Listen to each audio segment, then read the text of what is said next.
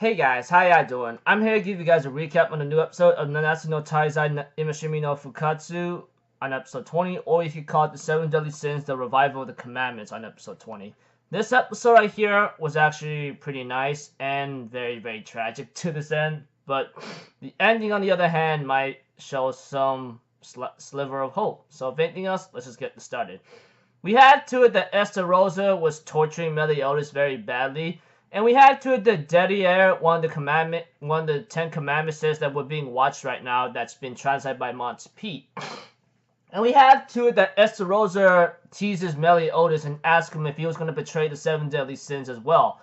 Everyone was pretty shocked to hear what Esterosa was saying, and Esterosa was explaining to everyone at the same time that the people who are watching Meliodas being tortured, that Esterosa explains to everyone that Meliodas was very ruthless and cruel to a point that he was very, very strong as well. Well, he's cruel, ruthless, and strong. That's what Esterosa was talking about Meliodas, and he was known to be the next in line for becoming the Demon King.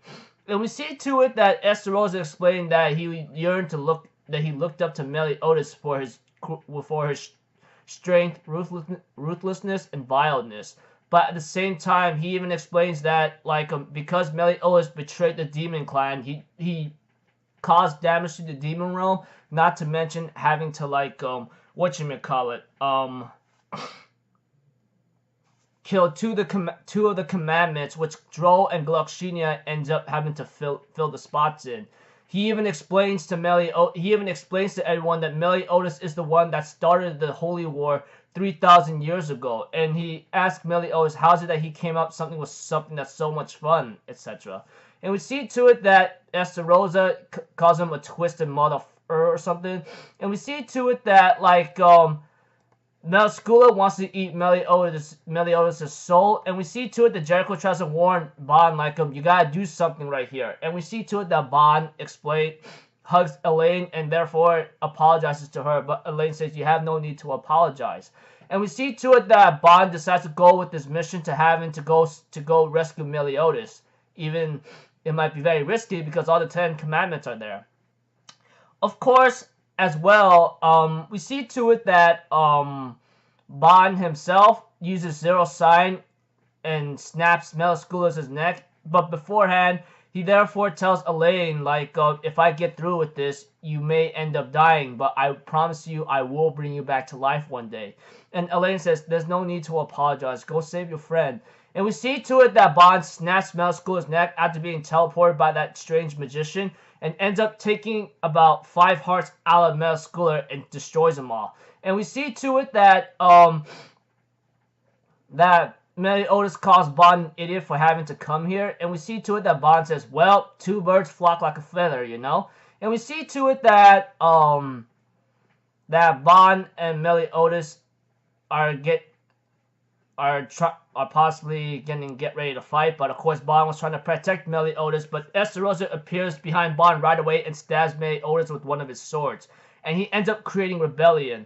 He therefore explains to Bond that he wanted to kill Meliodas himself, and if Melskula was to interfere, he would have killed her anyway. And we see to it that he uses rebellion and ends up explaining to Bond each demon has 7 hearts. No matter what demon you are, if all 7 hearts are destroyed, then it's pretty much game over for you. You're dead. He therefore continuously stabbed one of Meliodas' each heart, and we see to it that Bond was trying to stop Esterosa from doing so. But apparently it was futile, and Esterosa destroys all of Meliodas' hearts with rebellion. And he therefore pops Bond like a bubble after he says he was too noisy. Esterosa, of course, cries, of course, after he kills Meliodas, after all. So we see to it that the Jikai takes separate ways to go conquer Britannia, while everyone else who watched in the Crystal Orb see Meliodas gets killed, and they all cried in grief.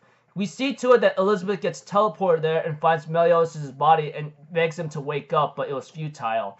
Eventually, after Meliodas' death, we see to it that Elizabeth heals the 2 children of the Savage and Matrona, and we see to it that King decides to take Matrona Diane to like the Fairy King's forest, along with the man and his 2 children. We see to it that Arthur himself continues to fight against the demons, while everyone else around Britannia is fighting against the demons as best they can. As for the people of Britannia, those who are not holy knights, they literally gave themselves to the 10 commandments by going after to those who have the highest power levels and make their souls offered, etc. And we see to it that Fraudulent eats 2 souls or something. Well, he eats 1 soul and takes another and gives the people of the village a 3-month reprieve, etc. You know?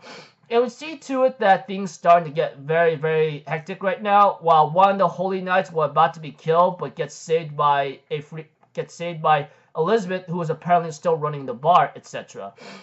And the episode ends off there.